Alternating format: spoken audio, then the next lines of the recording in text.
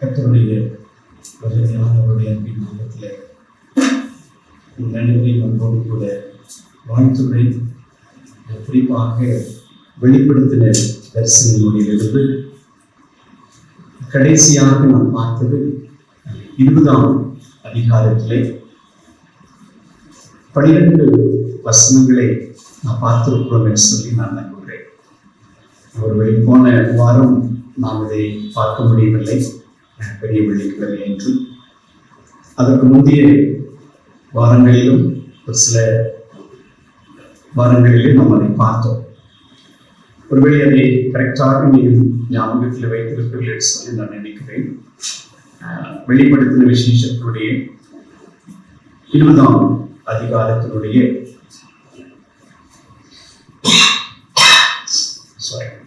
13ஆம் வசனம் வரையிலும் நாம் என்ன செய்தோம் அதை பார்த்தோம். ஒருவேளை அதனுடைய கடைசியாக நாம் என்ன பார்த்தோம் என்பதை நான் உங்களிடத்திலே சுருக்கமாக நான் அதை பகிர்ந்து கொண்டு அதற்கு அடுத்த வசனங்களிலிருந்து உங்களோடு கூட பகிர்ந்து கொள்ளலாம் என்று சொல்லி நான் யோசிக்கிறேன். யோவான் அந்த பகுதியிலே நியாய தீர்ப்பை குறித்து, குறிப்பாக கடைசி நியாய தீர்ப்பை குறித்து அந்த 11 வசனங்கள் 12ஆம் வசனம் 13ஆம் வசனம் வரையிலும் அதை குறித்து என்ன செய்திருக்கிறார் அவர் சொல்லியிருக்கிறார். அதில் நான் முடிக்கும் பொழுது அந்த 13ஆம் வசனம் வரையிலும் தான் நான் முடித்தேன். அதில் ஒரு சில காரியங்கள் அதற்குள்ளாக இருக்கிறது. ஏன் அதை முடிக்கிறேன் என்றால், ஒருவேளை இந்த நியாய தீர்ப்பிலே யார் யாரெல்லாம் கர்த்தருக்கு முன்பதாக நிற்க போகிறோம் என்பதை குறித்தும், கர்த்தர் எவ்வாறு நம்மை நியாய தீர்க்க போகிறார் என்பதை குறித்தும் அந்த 20ஆம் அதிகாரத்தினுடைய அந்த 12 வசனங்கள் வரையிலும் அதில் சொல்லப்பட்டிருக்கிறது. மரித்தோராகிய சிறியோரையும் பெரியோரையும் தேவனுக்கு முன்பாக நிற்க கண்டேன் என்று சொல்லுகிறார். அப்போ நியாய தீர்ப்பினுடைய அந்த நாளிலே நாம் யாருமே கர்த்தருடைய பார்வையிலிருந்து தப்ப முடியாது என்பது இந்த வசனங்களிலிருந்து நன்றாக நமக்கு தெரிகிறது. நான் ஏற்கனவே அதை நான் உங்களிடத்திலே சொன்னேன். ஆனால் அதில் நான் ஏன் அதை நிறுத்தினேன் அல்லது ஏன் அந்த இடத்திலே நான் உங்களுக்கு அந்த 2 வசனங்களுக்கு முன்பதாக இருக்கிறேன் என்றால், கர்த்தருடைய கருத்திலே தேவனுக்கு முன்பாக இருக்கிறேன். அப்பொழுது புஸ்தகங்கள் திறக்கப்பட்டன அப்படிங்கிறார். அப்ப நிறைய புஸ்தகங்கள் இருக்கிறது என்பதை நான் அன்றைக்கு நான் சொன்னேன். அது பின்னாடி இந்த 20ஆம் அதிகாரத்தினுடைய கடைசியிலும் 21ஆம் அதிகாரத்தினுடைய முதல் பாகத்திலும் அதை குறித்து வருகிறது. ஆனால் புஸ்தகங்கள் என்பது ஒரு பக்கம் இருந்தாலும் அதிலே ஜீவ புஸ்தகம் என்னும் வேறொரு புஸ்தகமும் திறக்கப்பட்டது அப்படிங்கிறது. அப்பொழுது அந்த புஸ்தகங்களில் எழுதப்பட்டவைகளின் படியே மரித்தோர் தங்கள் தங்கள் கிரியைகளுக்கு தக்கதாக நியாய தீர்ப்படைந்தார்கள் அப்படின்னு சொல்லி என்ன செய்யறாங்க அதை சொல்றாரு. அதுல நான் அன்றைக்கே நான் உங்களிடத்திலே போன கடைசியாக நான் பகிர்ந்து கொண்ட பொழுது இரத்த சாட்சியாக மரித்தவர்கள் என்பதை குறித்து நான் உங்களிடத்திலே நான் சொன்னேன்.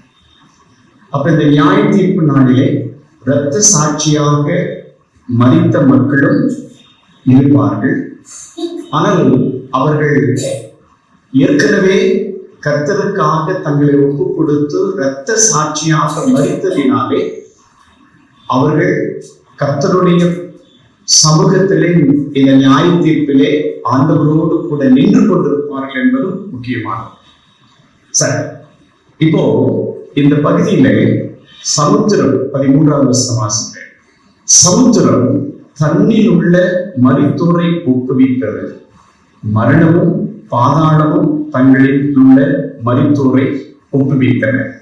யாவரும் தங்கள் தங்கள் கிரியைகளின்படியே நியாய தீர்ப்படைந்தார்கள் அப்படின்னு சொல்லி என்ன செய்கிறார் அந்த பகுதியிலே சொல்லுகிறார். ஒருவேளை இந்த ஜீவ புஸ்தகத்துல எழுதப்பட்டபடியே மரித்தோருடைய ஒவ்வொருடைய செயல்களுக்கு தக்கதாக நியாயத்தை படைத்தார்கள் அப்படின்னு சொல்லி யோவான் அந்த பகுதியிலே சொன்னாலும் இன்னொரு புத்தகமும் இருந்தது என்று சொல்லி சொல்லப்பட்டது அல்லவா? ஒருவேளை இந்த புத்தகங்கள் என்பதும் இந்த ஜீவ புஸ்தகம் என்பதும் முக்கியமானது. ஒருவேளை ஜீவ புஸ்தகத்துல யார் யாருடைய பேர் இருக்கிறது என்பதும் ரொம்ப முக்கியமானது. ஒருவேளை நம்ம எல்லாரும் நினைக்கிறோம், ஒருவேளை நம்ம பேர் அதுல இருக்குமா இருக்காதா அப்படின்றது நமக்கே இன்னும் உறுதியா இருக்காது அப்படின்றதுதான் என்னுடைய கருத்து. உண்மையாலுமே என் பேர் அதுல இருக்குதா அப்படின்றது என்னுடைய விசுவாசத்தின் பிரகாரம் தான் நான் என்ன செய்ய முடியும், அதை நான் அறிந்து கொள்ள முடியும். அப்ப கர்த்தரை எந்த அளவுக்கு நாம் விசுவாசிக்கிறோமோ, எந்த அளவுக்கு தேவனோடு கூட நம்முடைய நெருக்கமான உறவுகள் இருக்கிறதோ, நம்முடைய செயல்கள் இருக்கிறதோ, நம்முடைய கிரியைகள் இருக்கிறதோ, அதற்கு தக்கதாக கர்த்தர் தம்முடைய புத்தகத்திலே, ஜீவ புஸ்தகத்திலே நம்முடைய பெயரை அவர் என்ன செய்வார், எழுதுவார். நான் ஏற்கனவே உங்களுக்கு அதை நான் சொல்லியிருக்கிறேன். மோசேயுடைய பெயர் ஜீவ புஸ்தகத்துல இருந்திருக்கிறது இல்லையா?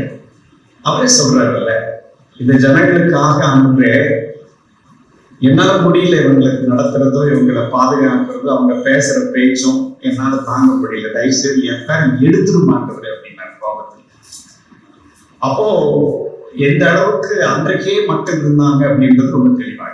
அது ஒரு பக்கம் இருந்தாலும் இந்த ஜீவ புஸ்தகத்துல பேர் எழுதப்பட்டவர்கள் யார் அப்படின்னு பாத்தீங்க அப்படின்னா, இயேசு கிறிஸ்து தன்னுடைய ஊழியத்தினுடைய வசனத்திலே சொல்லும் பொழுது சொல்லுகிறார், முடிவு பரியந்தமும் நிலைத்து நிற்கிறவன் தான், நிலை நிற்பவன் தான் ரட்சிக்கப்படுவான் அப்படின்னு சொல்லி சொல்றார். அப்போ இது ஜீவ புஸ்தகத்துல பேர் எழுதப்படணும் அப்படின்னு சொல்லி அப்படின்னா, என் வாழ்க்கையினுடைய கடைசி வரையும் நான் எப்படி இருக்கணும், அந்த ரட்சிப்பின் அனுபவத்துல உண்மையாக தேவனுடைய கிரியை செய்கிறவராக இருக்கணும். அங்க கொஞ்சம் இங்க கொஞ்சம் அப்படி கொஞ்சம் இப்படி கொஞ்சம் முழுமையா இருக்கும். அதைத்தான் ஆண்டவர் அந்த புஸ்தகத்துல என்ன செய்யறாரு, அதை சொல்றாரு. நான் உங்களுக்கு ஒரு 2 வசனத்தை நான் என்ன செய்யறேன், நான் உங்களுக்கு போட்டிருக்கிறேன்.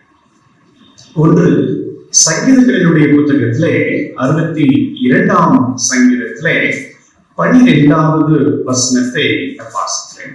62:12. கிருபையும் உம்முடையது ஆண்டவரே, தேவரே அவனவன் செய்கைக்கு தக்கதாக பலன் அளிக்கிறேன் அப்படின்னு சொல்லி என்ன செய்யறாங்க அந்த பகுதியில் சொல்றாங்க. இன்னொரு வசனத்தை நான் எரேமியா தீர்க்கதரிசியிலிருந்து வாசிக்கிறேன். எரேமியா தீர்க்கதரிசியினுடைய புத்தகம் 17ஆம் அதிகாரம் 10வது வசனத்தை நான் வாசிக்கிறேன். எரேமியா 17:10. கர்த்தனாகிய நானே ஒவ்வொருவனுக்கும் அவனவன் வழிகளுக்கும் செயலின் பலன்களுக்கும் தக்கதை கொடுக்கும்படிக்கு இருதயத்தை ஆராய்களும் உள்ளத்திரியங்களை சோதித்தருகிறவருமாய் இருக்கிறேன் அப்படின்னு சொல்லி சொல்றார். இந்த வசனம் எதை அதிகமாக நமக்கு வலியுறுத்துகிறது என்றால், நம்ம நினைக்கிறோம் நம்ம செய்யறது தேவனுக்கு தெரியுமா, கடவுளுக்கு தெரியுமா அப்படின்னு நம்ம நினைக்கலாம். ஒருவேளை இன்னொரு விஷயத்துல செய்யலாம், இன்னொரு நம்மோடு இருக்கிறவர்களுக்கு தெரியாமல் சில காரியங்கள் நம்ம செய்யணும்.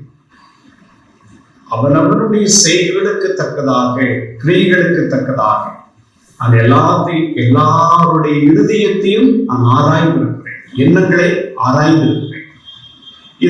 இவைகள் எல்லாம் நமக்கு எதை அதிகமாக வலியுறுத்துகிறது என்றால், கர்த்தருடைய பார்வையிலே யாருமே தப்பிக்க முடியாது என்பது தெளிவாக தெரிகிறது. சங்கீதக்காரன் சொல்றாங்க, கர்த்தருடைய கண்கள் பூமி எங்கும் என்ன செய்கிறதா, உலாவி கொண்டிருக்கிறது அப்படிங்கிற, தப்பவே முடியாது.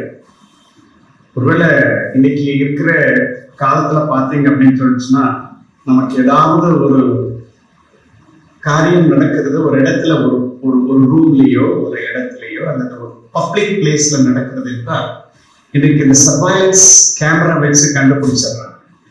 ஈவன் ஆக்சிடென்ட் நடந்தா கூட என்ன செஞ்சிடறாங்க, எப்படி நடந்தது அப்படின்னு கண்டுபிடிக்கிறாங்க. அப்படிதான் இன்னைக்கு அந்த அளவுக்கு டெக்னாலஜி. ஆனா ஆண்டவர் இந்த உலகத்துல இருக்கிற ஒவ்வொரு மூலையையும் ஒவ்வொருவரையும் தம்முடைய கண்களினாலே பூமியில் இருக்கிற எல்லாத்தையும் பார்த்துட்டு இருக்கிறார் அப்படின்னு சொல்லி அழகா சங்கீதக்காரர் என்ன செய்யறாரு சொல்றார். சரி, அப்போ இந்த புஸ்தகத்துல என்னுடைய பெயர் எழுதப்பட்டிருக்கிறதா? இன்னும் ஒரே ஒரு வசனத்தை நான் சொல்லிடுறேன். அது வெளிப்படுத்தின தரிசன நூலினுடைய இணையான தானியேல் தீர்க்கதரிசியினுடைய புத்தகத்திலே 12ஆம் அதிகாரத்திலே முதலாவது வசனத்தை நான் வாசிக்கிறேன். தானியேல் 12ஆம் அதிகாரம் முதலாவது வசனத்தை நான் வாசிக்கிறேன்.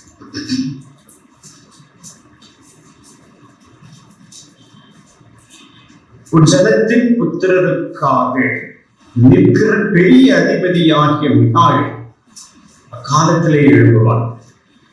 யாதொரு ஜாதியாரும் தோன்றது முதல் அக்காலம் மட்டும் முடிகிறாத ஆபத்து காலம் வரும்.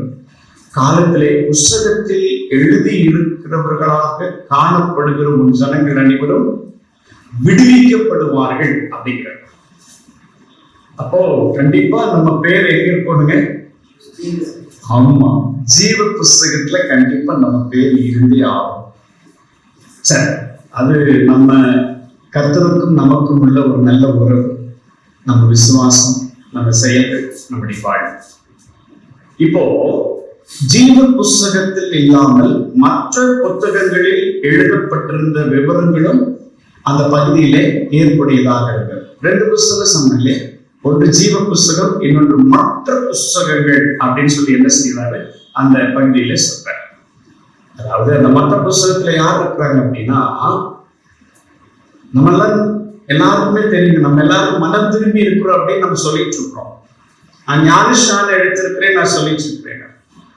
மனம் திரும்பி ஞானஸ்நானம் எடுத்து ஒரு கிறிஸ்தவரா வாழ்ந்துட்டு இருக்கிறேன் அப்படின்னு சொல்லிட்டு நான் என்ன செஞ்சுட்டு இருக்கிறேன், வாழ்ந்துட்டு இருக்கிறேன். ஆனா எனக்குள் விசுவாசம் இல்லாவிடில், எனக்குள் சரியாக ஒரு கிறிஸ்தவ வாழ்க்கை நான் வாழாவிடில், என்னுடைய செயல்கள், என்னுடைய கிரியைகள் கடவுளுக்கு பிரியமாக இல்லாவிடில், இந்த புஸ்தகத்துல நம்ம பேர் எந்த புஸ்தகத்துல? மற்ற புஸ்தகத்துல. அப்போ நம்ம பேர் இருக்கும், அந்த ஜீவ புஸ்தகத்துல இருக்குமா அப்படின்றது ரொம்ப முக்கியம் இல்லைங்களா? ஒருவேளை அது ரொம்ப அழகா அந்த இடத்துல சொல்றாரு. எனவே அப்போ ஜீவ புஸ்தகத்துல இடம் பெறாத ஒரு சில மக்கள் விரும்பியிருக்கிறார்கள் என்று தெரிவார்கள். அப்படி என்றால் உண்மையான என்னுடைய விசுவாசத்திற்கு என்னுடைய சாட்சி என்பது, அல்லது சான்று என்பது, அல்லது செயல்கள் என்பது நான் செய்யக்கூடிய நற்கிரியைகள். பழைய பாட்டுல நிறைய வசனம் நம்ம ரொம்ப குத்துற மாதிரியே சொல்றோம், நேரடியா நம்மளை அடிக்கிற மாதிரி, சொல்ற மாதிரி, திட்டுற மாதிரி. நன்மை செய்ய அறிந்திருந்தும் நீ நன்மை செய்யாமல் போனால் அது உனக்கு. இந்த வாக்கியங்கள் எல்லாம் நல்ல நம்மளுடைய கிறிஸ்தவ வாழ்வில நன்றாக உணர்ந்திருக்கும். ஒருவேளை நற்கிரியைகள், நன்மைகள், செயல்கள், செயல்பாடுகள், இவைகளை நான் எந்தெந்த இடத்திலே தவறுகளேனோ அதை கர்த்தரிடத்துல சொல்லி ஒரு உண்மையான செயல்பாடுள்ள ஒரு வாழ்வை நான் என்ன செய்யணும், நான் கற்றுக்கொள்ளணும், நான் அதிலே இருக்க வேண்டும். ஒருவேளை விசுவாசம் அற்றவர்கள் அல்லது ஒவ்வொரு மனிதனுடைய விசுவாசமும் அந்த நியாய தீர்ப்பினுடைய நாளிலே அளவுகோலாய் நின்று கொண்டு, அதுதான் ரொம்ப முக்கியமான காரியம். அதான் அந்த பண்டிகையில் என்ன செய்யறாரு சொல்றாரு, மரணமும் பாதாளமும் அக்னி கடலிலே தள்ளப்பட்டன, இது 2ஆம் மரணம் அப்படின்னு சொல்லி சொல்றாரு. Second days. நம்ம இந்த உலக வாழ்க்கையினுடைய டெத்துக்கே நம்ம பயப்படுறோம், இன்னொரு டெத்து வச்சிருக்கிறாரு இல்லையா? உலகத்துல நம்ம மரணத்தை சந்திப்பதற்கே நமக்கு பயமா, எப்படா மரணத்தை சந்திக்கிறது அப்படின்னு. செகண்ட் டெத் வந்து என்ன செஞ்சிருக்கிறாருங்க, வச்சிருக்கிறாருன்னா அப்போ ஆண்டவர் எப்படி எல்லாம் ஃபில்டர் பண்றாரோ அப்படின்றது எனக்கு தெரிஞ்சது, யோசிச்சு பார்த்தேன். ஆனா இந்த 2ஆம் மரணத்தை குறித்த அடுத்த அதிகாரத்தில் தான் நான் அவருடைய விளக்கத்தை சொல்றேன்.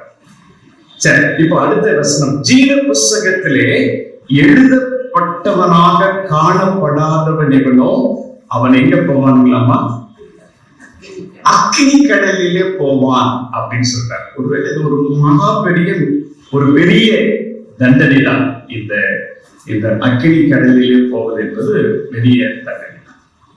அப்போ அந்த அக்கினி கடல் என்பது என்ன அப்படின்றது இரண்டாம் மரணம், செகண்ட் டெத். இந்த இரண்டாம் மரணத்துலதான் அந்த அக்கினி கடலில் என்ன செய்யப்படுவாங்க, தள்ளப்படுவாங்க.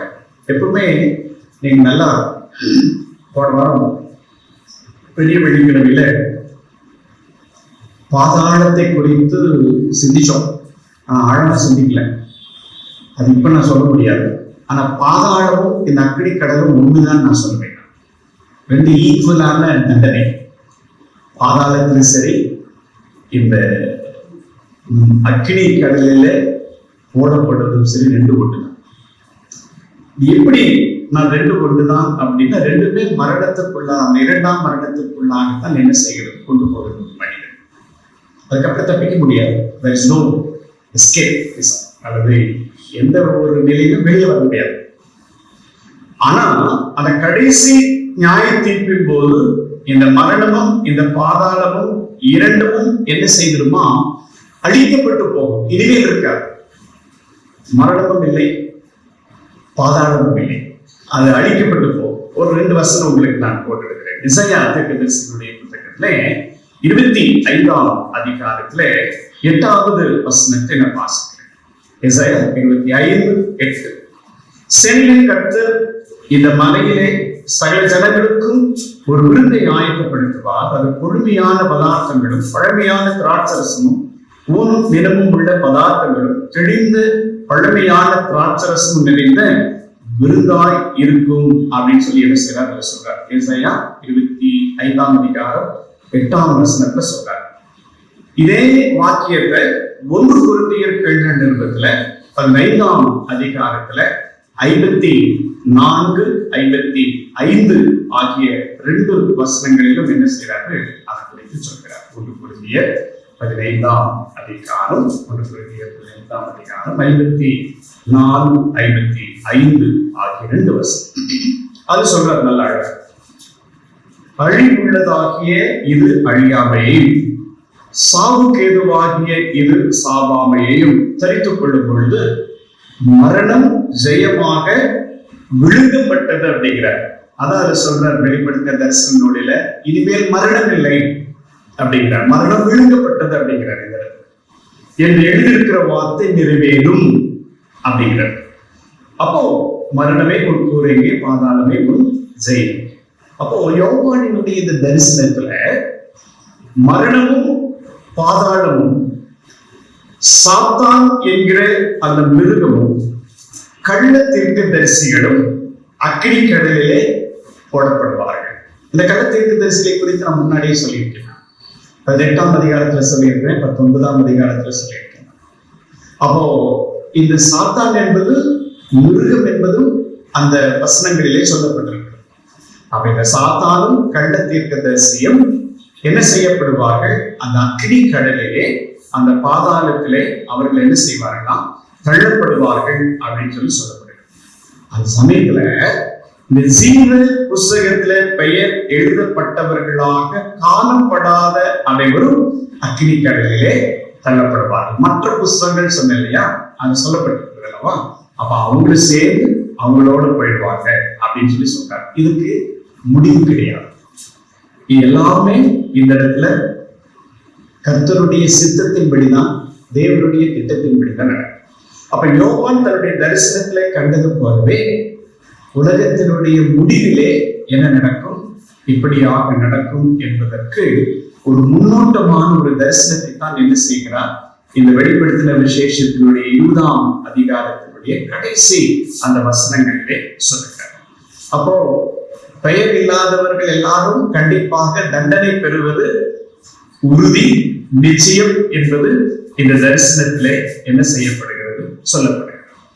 அப்போ நம்மள கண்டிப்பா மனசுல நம்ம யோசிக்கணும், என் பேர் நிச்சயமா ஜீவ புஸ்தகத்துல இருக்குமா இருக்காதா அப்படின்றத நம்ம தரணும். அதனால அதையும் முதல்ல நம்ம என்ன செஞ்சிருவாங்க, கண்டிப்பா ஆண்டவருக்கு முன்பதாக அதைய ஃபைண்ட் அவுட் பண்ணிட்டு இப்ப 21ஆம் அதிகாரத்துக்குள்ள வருகிறது. 21ஆம் அதிகாரம். ஒருவேளை இந்த அதிகாரத்தினுடைய துவக்கத்தை நான் ஆரம்பிப்பதற்கு முன்பதாக எசேயா தீர்க்கதரிசியினுடைய 2 வசனங்களை வாசித்து விட்டு இந்த பகுதிக்குள்ளாக நான் வருகிறேன். எசேயா தீர்க்கதரிசியினுடைய புத்தகம் 65வது அதிகாரம் 17வது வசனத்தை வாசிக்கிறேன். எசேயா 65:17. இதோ நான் புதிய வானத்தையும் புதிய பூமியையும் சிருஷ்டிக்கிறேன், முந்தினவைகள் இனி நினைக்கப்படுவதும் இல்லை, மனதிலே தோன்றுவதும் இல்லை அப்படின்னு சொல்றார். அதுக்கு அடுத்த அதிகாரம் 66ஆம் அதிகாரம், அதுக்கு அடுத்த அதிகாரம் 22வது வசனம், 66ஆம் அதிகாரம் 22ஆம் வசனம். நான் படைக்க போகிற, இனிமேல் படிக்க போறார், நான் படைக்க போகிற புதிய வானமும் புதிய பூமியும் எனக்கு முன்பாக நிற்பது போல உங்கள் சந்ததியும் உங்கள் நாமமும் நிற்கும் என்று கர்த்தர் சொல்கிறார் அப்படின்ற. அப்ப நியாய தீர்ப்புக்கு அப்புறம் கர்த்தர் என்ன செய்ய போறாரு? இந்த புதிய வானத்தையும் புதிய பூமியையும் நமக்கு கொடுக்க போறார் அப்படிங்கிறார். அதுதான் அந்த வசனத்தினுடைய துவக்கம். 21ஆம் வசனத்தினுடைய துவக்கம்.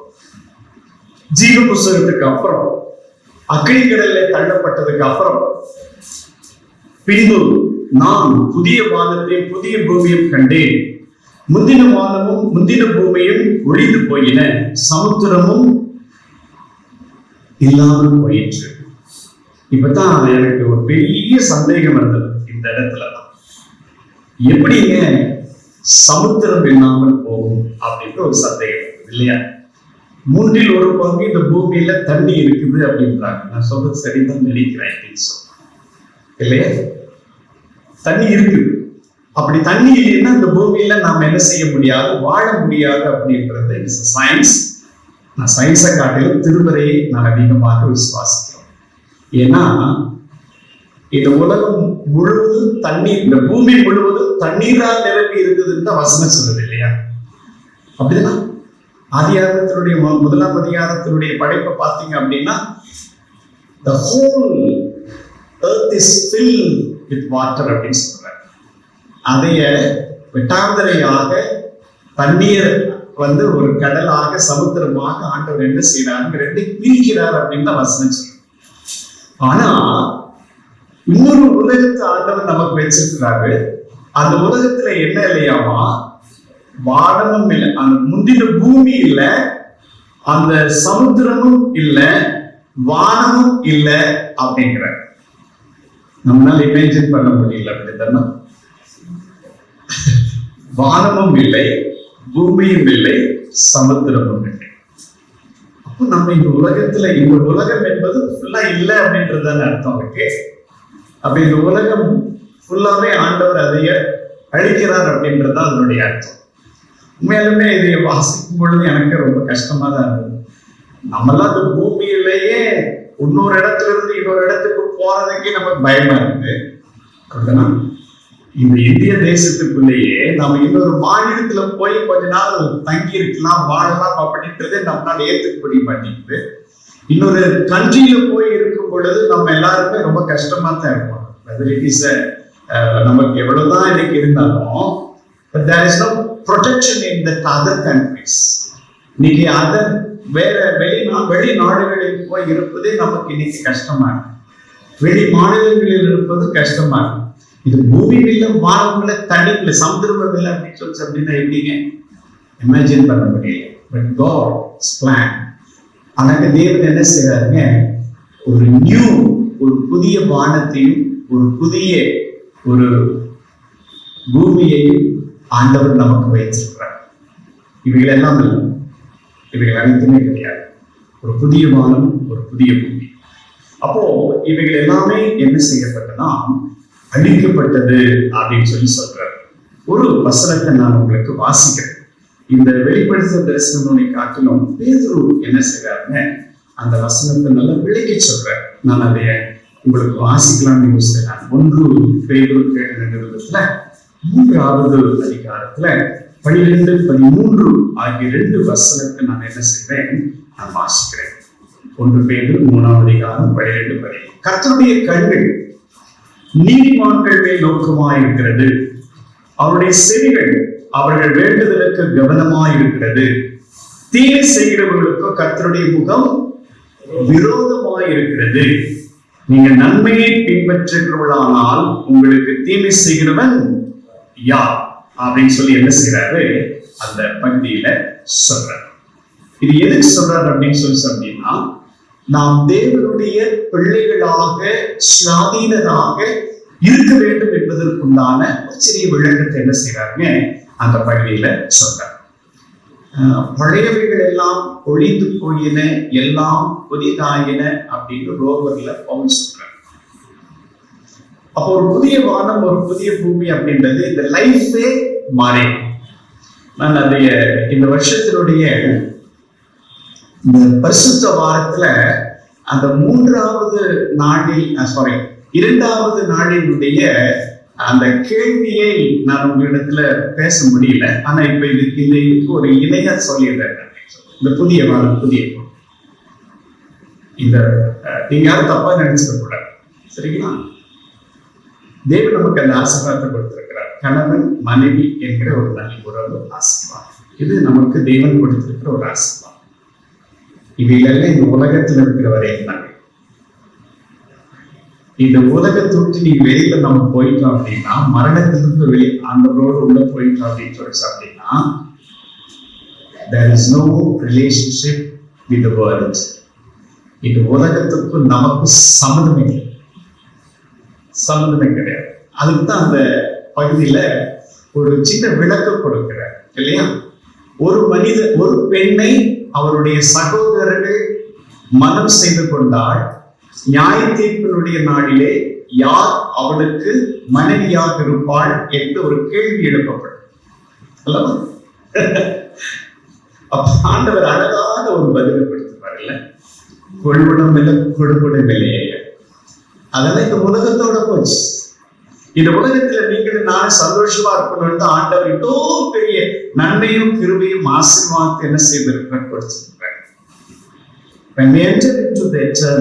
நாம நிலையான நித்தியமான வாழ்வுக்குள்ளாக போகும் பொழுது ஒண்ணுமே கிடையாது. ஆனா எனக்கு இன்னொரு கேள்வி எழுந்தது, அதைய என்னால மறுக்க முடியல. அதான் அந்த கேள்வி ரொம்ப முக்கியமானது. இயேசு கிறிஸ்து சொன்ன ஒரு நல்ல ஊமையினுடைய விளக்கம். இந்த பூமியில வாழும் பொழுது தரித்திரனாகிய லாசருக்கு அந்த ஐஸ்வர்யவான் என்ன செய்யலைங்க? உதவி செய்யல. அதெல்லாம் உதவி செய்யல. ஆனா அங்க நித்தியத்துல என்ன செய்யறாங்க? அவன் ஐஸ்வர்யவான் யார சந்திக்கிறானுங்க? லாசருவை சந்திக்கிறான். ஆபிரகாமினுடைய மடியில படுத்திருக்கிறான். அப்பயும் ஒரு சொட்டு தண்ணிக்கு அவன் என்ன செய்யறானுங்க? கஷ்டப்படுறான். அப்ப அவன் வார்த்தை சொல்லுவான் பாருங்க, என் சகோதரர்கள் இந்த இடத்துக்கு வராத அளவுக்கு என்ன செய்திரு சாமி, அவங்களை நல்லபடியாக அவங்களை கொண்டு வர. கொஞ்சம் கான்ட்ரடிக்டா தான் இருந்தது ஆக்சுவலா. ஆனா அது துவக்கம் தான். அது நியாய தீர்ப்புக்கு முன்னாடி நடந்த சம்பவம் தான். அதுக்கப்புறம் தான் நியாய தீர்ப்பு இருக்கு. அதுக்கப்புறம் தான் அவனை அந்த இடம் அவனுக்கும் அவன் பக்கத்துல வராம என்ன செஞ்சிருக்கு? அது பிளவு வருது அந்த இடத்துல. நீங்க கவனிச்சீங்கன்னா அந்த ஊருக்கு ரொம்ப நல்ல அழகான சொல்றேன். அப்ப யோசிச்சு பாருங்க, அப்படி உலகத்துல வாழ்ற இந்த வாழ்க்கையில நான் கரெக்டா வாழ்ந்தேன் அப்படின்னா தான் எனக்கு அந்த நித்தியம் என்கிற நிலை வாழ்வு என்கிற அந்த வாழ்வுல நான் என்ன செய்ய முடியும்? அந்த நியாய தீர்ப்பினுடைய நாளிலே தேவனுக்கு முன்பதாக நான் என்ன செய்யணும்? நிற்க முடியும் அப்படின்றத சொல்லப்பட்டிருக்கு. ஒருவேளை இந்த புதிய படைப்பில சமுத்திரத்திற்கு, அதாவது கடலுக்கு இடமில்லை அப்படின்னு சொல்லி என்ன செய்யறாங்க? அப்போ இந்த தரிசனத்துல ஒரு புதிய வானம், புதிய பூமி மாத்திரமல்ல. 2ஆம் வசனத்தை வாசிக்கிற மாதிரி, யோவானாகிய நான், 21ஆம் அதிகாரம் 2ஆம் வசனம், யோவானாகிய நான் புதிய எருசலேம் ஆகிய பரிசுத்த நகரத்தை விட்டு தேவனிடத்திலிருந்து பரலோகத்தை விட்டு இறங்கி வர கண்டே, அது தன் புருஷனுக்காக அலங்கரிக்கப்பட்ட மணவாட்டியை போல ஆயத்தமாக்கப்பட்டிருந்தது அப்படின்னு சொல்லி என்ன செய்யறாருன்னு சொல்றேன். இன்னைக்கு எத்தனை பேர் நீங்க நியூஸ் பார்த்தீங்கன்னு தெரியல. நான் மேக்சிமம் இந்த வேர்ல்டு நியூஸ்ல அப்டேட் ஆகிறேன். உலக செய்தியில அமெரிக்கா இஸ்ரேல் தேசத்துக்கு ஒரு வார்னிங் கொடுத்திருக்கு இன்னைக்கு. அந்த வார்னிங்ல என்ன கொடுத்திருக்காங்க அப்படின்னா, இனிமேல் நீ காசா மேல என்ன செய்யக்கூடாது? போர் தொடுக்க கூடாது அப்படின்னு சொல்லி சொல்லியிருக்காங்க. இது இன்னைக்கு நியூஸ், அப்டேட் நியூஸ். ஆனா பெஞ்சமின் என்ன பண்ணியிருக்காரு, அதாவது இஸ்ரேலுடைய பிரதமர் என்ன பண்ணியிருக்காரு, 4 வழியை என்ன செய்திருக்கிறாருங்க, காசாவுக்கு ஓபன் பண்ணியிருக்காரு. அதுல யாராரு நீங்க தப்பிச்சு வரணுமோ நீங்க தப்பிச்சு கொள்ளலாம். அது மாத்திரமல்ல, தேவையான அனைத்து உதவிகளையும் இஸ்ரேல் தேசம் செய்வதற்கு அந்த வழிகளிலே தயாராக இருக்கிறது அப்படின்னு சொல்லி என்ன செய்திருக்கிறார் சொல்லியிருக்காரு. நான் ஏன் சொல்றேன் அப்படின்னா, எருசலேம் அழிக்கப்படாது. இதுல சொல்றாரு பாருங்க, அந்த புதிய எருசலேமை நான் காண்பேன் அப்படிங்கிறார். இது கடவுளுடைய நகரம். ஆக்சுவலா நீங்க அது நல்லா புரிஞ்சிருப்பீங்கன்னு நான் நினைக்கிறேன். It's a holy city and it's a God's land. அது கடவுளுடைய நகரம். தேவன் பிறந்த இடம், தேவன் வாழ்ந்த இடம். அதை இந்த உலகத்தில் இருக்கிற எந்த ஒரு மனிதனால் படிக்க முடியாது இன்னைக்கு. அந்த அளவுக்கு ஆண்டவர் அதை என்ன செய்திருக்கிறார் பாதுகாப்பு. முதல்ல எவ்வளவோ முயற்சி சொன்னாங்க. நீங்க அந்த காசா போற பார்த்தீங்கன்னா ரொம்ப நல்லா தெரியும். அதுல அவன் எப்படியாவது கேட்சப் பண்ணணும்னு தான் முடிவு பண்ணுவான், இது பண்ணுவான். நெவர். ஒரு பக்கம் பாத்தீங்கன்னா போர் நடந்துட்டே இருக்கு, இன்னொரு பக்கம் அந்த சிட்டியில பாத்தீங்கன்னா ஒருத்தவங்க அந்த பர்கர் சாப்பிட்டு இருக்கான். எத்தனை பேர் பார்த்துக்கணும் தெரியல, நான் பார்த்துட்டேன். ஒரு பக்கம் குண்டு வெடிச்சிட்டு இருக்குங்க, அந்த பக்கம் இந்த பக்கம் உட்காந்து ஜாலியா உட்காந்து பர்கரும் காஃபி குடிச்சிட்டு இருக்கான் ஹோட்டல்ல இருந்து. அப்ப எப்படிப்பா பாருங்க, நம்மளா தான் பயந்து உண்மைதான். நம்ம வெளியில இருந்து போனவங்க அத்தனை பேர் பயந்தாங்க. ஆனா இஸ்ரேல் பீப்புள் பாத்தீங்க அப்படின்னா அவங்களுக்கு அது தெரியும். அந்த அளவுக்கு அந்த டெக்னாலஜி அவன் வச்சிருக்கான். இந்த பக்கம் குண்டு அடிக்கிறது, குண்டு வெடிக்க போகுது அப்படின்னா அவங்களுக்கு ஒரு சைரன் வரும். அந்த சைரன்ல தே ஷுட் எஸ்கேப். அவங்க என்ன செஞ்சுக்கலாம், அங்கே இருக்கும், அவங்க போய் எஸ்கேப் ஆயிடும். அந்த தைரியம் அவங்களுக்கு உண்டாக இருக்கு. அந்த நாடு அந்த அளவுக்கு மக்கள் என்ன செய்திருக்குதுங்க, எக்யூப் பண்ணி வச்சிருக்குல்ல. 2 நாளைக்கு முன்னாடி தாய்வான்ல நடந்த சம்பவம் ரொம்ப பத்தட்டிக் சம்பவம். உண்மையா அதை நான் பார்த்துட்டு ரொம்ப என்னுடைய மனம் உடைந்து போனேன். பாவம், அவ்வளோ மாடி கட்டடத்துல வாழ்ந்த மக்கள், அவ்வளோ உயர்ந்த இடங்கள் எல்லாம் சரிந்து கீழே விழுந்தவை. ஒருவேளை இன்னைக்கு இந்த உலகம் சென்று கொண்டிருக்கிற பார்வை, நேரம், இடங்கள், ஒருவேளை ஒவ்வொன்றுமே கர்த்தருடைய வருகையை, இன்னைக்கு இந்த அழிவுகள் அனைத்துமே கர்த்தருடைய வருகையை என்ன செய்கிறது, நமக்கு வலியுறுத்தி சொல்கிறது. சரி, இந்த இடத்துல யோவான் கண்ட அந்த தரிசனத்தை, ஒரு புதிய நகரத்தை என்ன செய்கிறார், எருசலேம் ஆகிய பரிசுத்த நகரத்தை அவர் என்ன செய்தார் கண்டார். ஒரு வசனத்தை நான் வாசிக்கிறேன். பவுல் அதை கொடுக்கிறார். கலாத்தியர்கள் நிருபத்தில் கொடுக்கிறார். 4வது அதிகாரத்துல 26வது வசனத்துல என்ன செய்கிறார், அதை கொடுக்கிறார். கலாத்தியர் 4ஆம் அதிகாரம் 26ஆம் வசனம். மேலான எருசலேமோ சுயாதீனம் உள்ளவள், அவளே நம்ம எல்லாருக்கும் தாயானவள் அப்படின்னு சொல்லி என்ன செய்யறாருங்க, அதுல முடிக்கிறார். இவருடைய அர்த்தம் தெரியுமா உங்களுக்கு? ஃபெமினைன்ல எருசலேமை குறித்து சொல்ற மனவாட்டியாகிய சபை, மனவாளனாகிய கிறிஸ்துவை ஏற்றுக்கொள்ளுகிற இடம். ஒருவேளை அந்த ஃபெமினைன்ல சொல்றாரு இல்ல, அவள் அப்படின்ற வார்த்தை பவுல் அந்த இடத்துல ரொம்ப அழகாக அதை பயன்படுத்துறார். இன்னும் ஒரு வசனத்தை நான் அதற்கு இணையா நான் உங்களுக்கு கொடுக்கிறேன். எபிரேயர்கள் நிருபத்துல 11ஆம் அதிகாரத்துல 10வது வசனத்தை வாசிக்கிறேன். ஏனெனில் எபிரேயர் 11ஆம் அதிகாரம் 10ஆம் வசனம், ஏனெனில் தேவன் தாமே கட்டி உண்டாக்கின அஸ்திபாரங்கள் உள்ள நகரத்துக்கு அவன் காத்திருந்தான். எருசலேம் பட்டணம். இப்ப புரியுதுங்களா? ஏன் எருசலேம் பட்டணத்தை, எருசலேமை யாரும் டச் பண்ண முடியாது அப்படின்னு தெரியுங்களா? It's constructed by our God. அப்படிதானே? தேவனால் கட்டப்பட்ட நகரம் அப்படின்னு சொல்லி அழகா சொல்றாரு. அதான் சொல்றாரு. நீங்க திருமறையினுடைய பழைய பாட்டுல பாத்தீங்க அப்படின்னா எருசலேமை குறித்து எருசலேம் சொல்ல மாட்டாங்க அதிகமா. தாவீதினுடைய நகரம் அப்படின்னு சொல்லுவாங்க. It's the city of David, தாவீதினுடைய நகரம். The second interpretation, எருசலேம் பட்டணம். எனவே எருசலேமை என்ன செய்ய முடியாது, அழிக்க முடியாது. எனவே நான் தன்னுடைய தரிசனத்திலே கண்ட அந்த பரிசுத்த நகரம் உண்மையாகவே தேவனால் சிருஷ்டிக்கப்படும் இந்த பரிசுத்த நகரம் தான் நம்முடைய பரம வீடு. அது மாத்திரமல்லாமல் அதுதான் திருச்சபை. அதை நான் உங்களுக்கு சொன்னேன். எருசலேமில தான், எருசலேம் தேவனுடைய மனவாட்டி, கர்த்தர் மனவாள். அப்ப அந்த எருசலேம் தான் திருச்சபை. நம்ம எல்லாருக்கும் ரொம்ப நல்லா தெரியல. ஆல் தி ஃபெஸ்டிவல்ஸ் அன்னைக்கு குண்டு வெடிச்சதும், இஸ்ரேல் தேசத்துல அன்னைக்கு குண்டு வெடிச்சதும் அதுதான். சுற்றி இருந்த மக்கள் எல்லாரும் அங்க ஒரு ஃபெஸ்டிவலுக்கு வந்திருந்தாங்க இஸ்ரேல் தேசத்துல. அந்த ஃபெஸ்டிவல் வந்து அந்த பிளாஸ்டர்ஸ், உங்களுக்கு தெரியும் நினைக்கிறேன், காசாவுக்கு அங்க இருந்து விட்டது. அது கரெக்டா உள்ள வந்து அந்த உள்ளுக்குள்ளேயே ஆள் இருந்தாங்க, உள்ள இருந்து ஷூட் பண்ணாங்க. அப்பதான் அவன் அவேர் ஆகிறான் இஸ்ரேல். அப்போ உள்ளே வந்திருக்கிறான் அப்படின்றதுனால அவனுக்கு கோபம் அதிகமா வந்து, அப்போ அந்த சிட்டியை எப்படி பாதுகாக்கணும் அப்படின்னு அவங்க இருக்கிறாங்க பார்த்தீங்களா, இஸ்ரேல் சிட்டியை. அப்ப நான் இன்னைக்கு சொன்னேன், நத்தானியேல் சொன்னார், பெஞ்சமின் நத்தானியேல் சொன்னார், it's a Lord's land, no one can touch it அப்படின்னு சொன்னார். நான் கேட்டேன், யாரும் தொட முடியாது, தொட விடவும் மாட்டோம். அந்த அளவுக்கு எருசலேம் நகரத்தை நாங்கள் என்ன செய்வோம், பத்திரமாக பாதுகாப்போம். உண்மையில அது கர்த்தர் கொடுத்த நகரம். அதை ஆண்டவர் அந்த இடத்திலே, அந்த திருச்சபையினுடைய அந்த இடத்திலே ஆண்டவர் வீற்றிருக்கிறார். இப்ப ஜீவ புஸ்தகத்துல பெயர் எழுதப்பட்ட யாவரும் அந்த சபையில என்ன செய்வாங்களா, அங்கம் வைப்பாங்களாம்.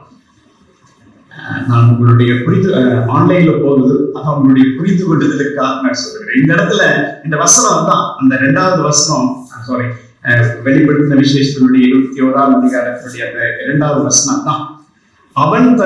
அது தன் புருஷனுக்காக அலங்கரிக்கப்பட்ட மணவாட்டியை போல ஆயத்தமாக்கப்பட்டிருந்தது அப்படின்னு சொல்லிட்டு என்ன செய்யறாரு, அதுல அந்த பகுதியில சொல்றாரு. இது நான் ஏன் சொல்றேன் அப்படின்னு சொல்லினாங்க, அந்த சபையில அங்கம் வகிக்கிறவர்களாக ஆண்டவர் நமக்கு அந்த உரிமையை கொடுத்திருக்கிறார். ஆண்டவர் நமக்கு அந்த பெரிய உரிமை என்ன செய்திருக்கிறார்கள், நமக்கு கொடுத்திருக்கிறார். நம்ம எல்லாருக்கும் இந்த சபையில நான் அங்கம் வகிக்கிறேன் அப்படின்னு சொல்லி அப்படின்னா அது நமக்கு ஒரு கிருபைனால. இந்த வயசான பாட்டியம்மா என்கிட்ட ஒவ்வொரு வாரமும் கேட்பாங்க, நான் அங்க மெம்பரா இருக்கிறேன், நான் நீங்க மெம்பர் ஆகலாமா வேண்டாமா அப்படின்னு கேட்பாங்க. ஒருவேளை இந்த திருச்சபை ஆகிய மணவாட்டியினுடைய அந்த எருசலேம் திருச்சபையில நம்ம அங்கம் வகிக்கிறோம். அந்த கிருபையை ஆண்டவர் நம்ம அனைவருக்கும் கொடுக்கும்.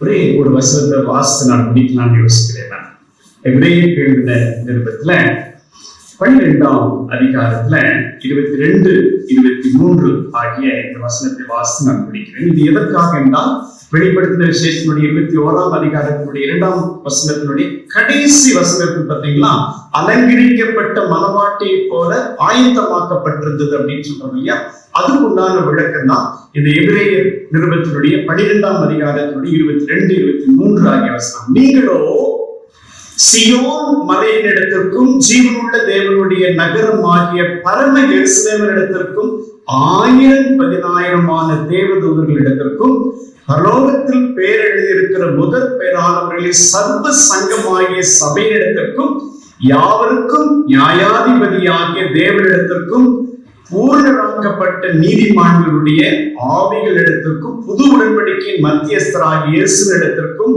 அப்படின்னு சொல்லி நிறைய சொல்றாரு. அந்த இடத்துல we are going to partake, நம்ம அதுல பங்கு பெற போகிறோம் அப்படின்றது. இது எல்லாம் எப்ப கிடைக்கும் அப்படின்னா, என் பேர் எங்க இருக்கணுங்க, ஜீவ புஸ்தகத்துல எழுதி இருந்தா தான் நம்ம என்ட்ரே ஆக முடியும்.